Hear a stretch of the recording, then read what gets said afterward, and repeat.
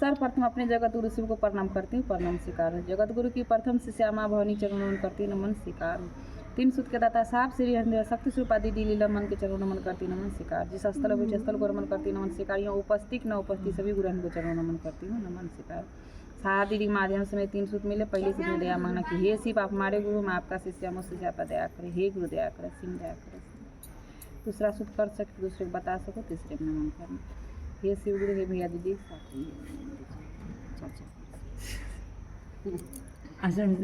देखिए हम लोग अपनी जगत गुरु के चर्चा में उपस्थित हुए हैं और तीन सूत की विशेष और जगत गुरु के ही बारे में कुछ बोलने का प्रयास करेंगे। जो पहले सूत में दया मांगना है, सभी भाई बहन अपने जगत गुरु शिव से दया की याचना करते हैं और हमारे दयालु गुरु दया भी करते हैं। दूसरा सूत में दूसरे को बताना होता है, जो हमने जगत गुरु शिव को अपना गुरु बनाए, हे भाई बहन आप भी बना कर देखिए, मेरा भला हुआ आपका भी होगा। तीसरा में 160 बार से प्रणाम करना। ये 3 सूत्र भी है और एक दूसरे को बताना भी होता है, क्योंकि हमारे आदि गुरु आदि कालों से थे।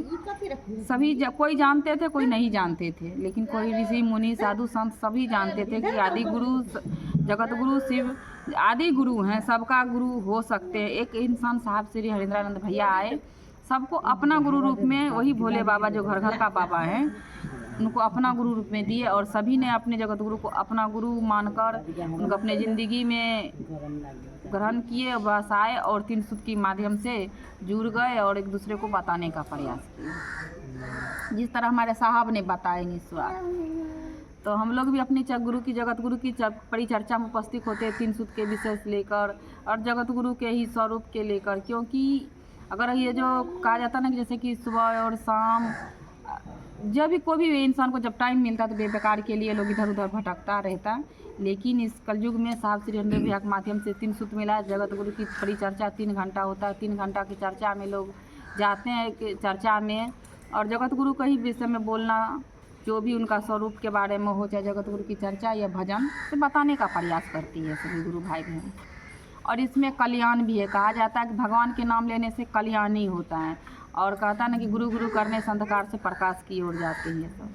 तो जगत गुरु को अपना गुरु बनाइएगा और गुरु होगा और जगत गुरु जब आत्मिक ज्ञान देते हैं तो इंसान जीने की कला सीख जाते हैं। अगर नहीं होते इस कलयुग में 3 सूत्र और साहब की बताई हुई राह, तो इंसान बेकार का इधर उधर का बात करने में व्यतीत रहते।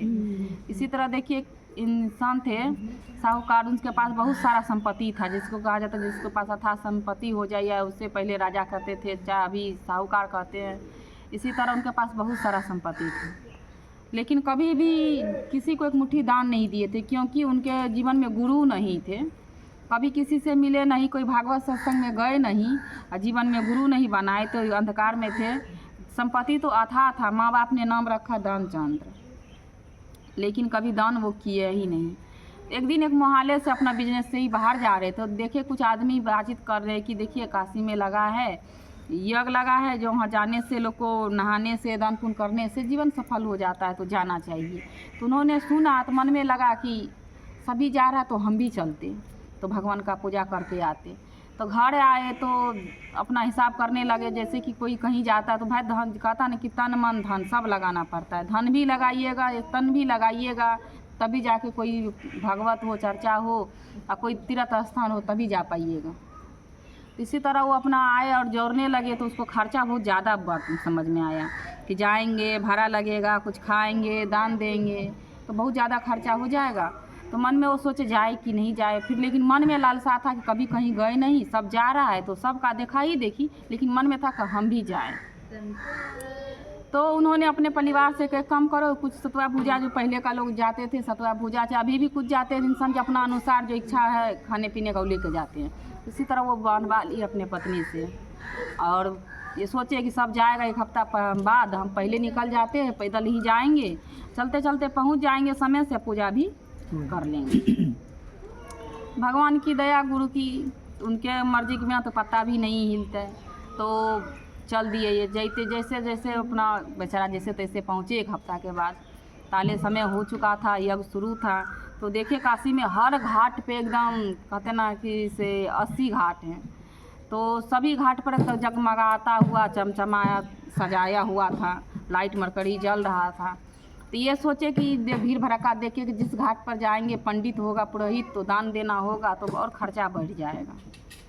तो देखे कि ये मन में सोचे, पहले कोई इंसान कुछ सोचते उसके बाद ही बोलते। तो उन्होंने सोचा कि जाते जो घाट होगा ना फाका सुनसान, उस घाट पर जाएंगे और नहा भी लेंगे, मेरा हो तीर्थ भी हो जाएगा, दान भी देना नहीं पड़ेगा। लेकिन ईश्वर के आगे कौन जानता है, सब भी वो जानते हैं, अंतरामी है। तो वो गए स्मशान घाट, देखे कि सुनसान पड़ा हुआ है, वो वहाँ कोई नहीं है। शाम का टाइम था, वो फटाक से पहुँचे, गए कमर भर पानी में 5 डुबकी फटाफट लगा के जैसे 5वां डुबकी दिए तो सर उठाए, देखे कि किनारे पंडित खड़े हैं। पंडित बोले ठीक है से जजमान इधर आइए, कुछ संकल्प करा लीजिए। तो ये दानचंद्र सोचे कि अब तो जाएंगे, पंडित जी हैं, दान देना होगा तो संकल्प कराएंगे तो कुछ ना कुछ दान देना होगा। मन में उनको उठने लगा, जैसे जैसे वो पानी से बाहर निकल रहा है मन में सोचते आ रहा है। जैसे ही वो निकले किनारा में तो बोले, एक मन में सोचे कि एक आना ही दान करना है, वो भी उधारी में कराएंगे कि जो देना ना पड़े, ये थोड़ी ना इतना दूर से घर जाएंगे। तो यही सोच कर वो बोले ठीक है पंडित जी आप दान करा संकल्प करवा दीजिए से 1 आना का। तो गुरु की दया देखिए पंडित जी उसमें भी खुश हो गए, बोले ठीक है तुम 1 आना का ही संकल्प लो, लेकिन संकल्प ले लो। तो बोले उधारी में करवाएंगे। बोले ये भी सही, तुम उधारी में ही करवा लो। प्रभु के आगे सब कुछ जानते तो वो करवा लिए। उसके बाद वो अपना जैसे गए थे बेचारा वैसा ही अपना चलते फिरते आए। बहुत शरीर उनका थक चुका था, घर में आकर सो गए। जैसे ही वो रात्रि में सोए, सुबह देखे कोई व्यक्ति दरवाज़ा ठकठका रहा। अपना पत्नी को बोले जाकर देखो कौन है। जैसे ही दरवाज़ा खोले तो देखे पंडित जी। तो पंडित जी बोले कि जजमान को उठाइए, 1 आना का संकल्प करवा कर आए हैं, तो हम ले लेंगे तो जाएंगे। अब उनको लगा कि उतना दूर से कैसे ही आ गए, लेकिन मन में अगर गुरु होता, ज्ञान होता तो बहुत कुछ वो सोच समझ सकते थे कितना दूर से कैसे वो आ गए। तो उन्होंने बोला कि जाकर पत्नी से बोलो पंडित जी है ये नहीं, तबीयत खराब है पंडित जी का। जाकर पत्नी बोली तबीयत खराब है। तो पंडित जी बोले कि ठीक है तबीयत खराब है तो इलाज करवा देते, उसके बाद जाएंगे। फिर सोचे कि वो रहेंगे तो खाएंगे पिएंगे, फिर खर्चा बढ़ जाएगा। बोले पंडित जी नहीं है, देखिए वो का मनोदशा। तो जाकर बोल दिए, पत्नी को बहुत दमसाने लगे, बेचारी डर के मारे गई, बोलने नहीं जा रही थी। कोई पत्नी कैसे बोले बात, लेकिन डर के मारे गई, बोले मेरे बराहट एकदम घबराहट में कि पंडित जी जजमान तो है नहीं। बस वो क्या किए, बोले ठीक है जब नहीं है तो ऐसे कैसे चल जाए दरवाजा पे से। तो जो क्रियाक्रम होता वो करके जाते हैं। तो अपना करने लगे, तो सब जो लगता है सामग्री सब जमा किए, अगल बगल मोहल्ले में सबको बोल दिए। आप पत्नी बेचारी रो रही है, चिल्ला रही है कि हम तो झूठ बोले चिल्ला रही थी। अब चिल्ला रही थी तो कोई लोग सब बोला सदमा में है, इसका पति है इसीलिए सदमा में है। फिर भी दानचंद्र अपना सांस टाने हुए है, उठ के बैठ नहीं रहा है। देख लीजिए क्योंकि गुरु का ज़िंदगी में अब नहीं था, अभाव था, सांस टाने हुए बैठे हैं तो सो रहे हैं। तो देखे पंडित जी अपना सबको बुला दिए, सब कुछ करके लेके चल दिए राम राम करते। फिर भी अपना हिल डोल कुछ नहीं कर रहे हैं। अब ले गए स्मशान घाट, वहाँ भी जो क्रियाक्रम होता है सब कर दिए, लेकिन वो नहीं हिल रहे, न डोल रहे, न सांस ले रहे, नहीं ले रहे हैं। तो देखे आश्चर्य लगा हमारे जगत गुरु शिव को कि ये कैसा इंसान है जो सेम उसके शरण में हम ही आ गए, लेकिन फिर भी वो समझ नहीं पा रहा है। 1 आना के लिए दाम भी है, जिंदगी भी छोड़ने के लिए तैयार है। उनको दया आए हमारे भोलेनाथ को। वो बोले कि रुकिए अब सब काम तो हो ही चुका है, अभी अग्नि दान मत कीजिए, कुछ कान में मंत्र देना है। बोले सब कोई ठीक है। जब पंडित जी वहाँ से साथ आए हैं तो एक मंत्र कुछ बोलना चाहते तो देने दीजिए। वो जाके कान में बोले कि जहाँ से आए हैं वहीं चले जाएंगे, जो मांगना है मांग लो। एक बार बोले सुन के रह गए, दूसरा बार बोले, फिर भी वो आँख देख रहा है खोल के कि पंडित जी वही है, फिर आँख बंद कर ले रहा है। तो तीसरा बार जब सही गुरुजी बोलने लगे कि जहाँ से आए वहीं चले जाएंगे, जो मांगना है मांग लो। दानचंद्र अपना मन में बना लिए थे कि बोलेंगे कि 1 आना ही छोड़ दीजिए। देखिए मांगने के लिए बहुत कुछ मांग सकते थे।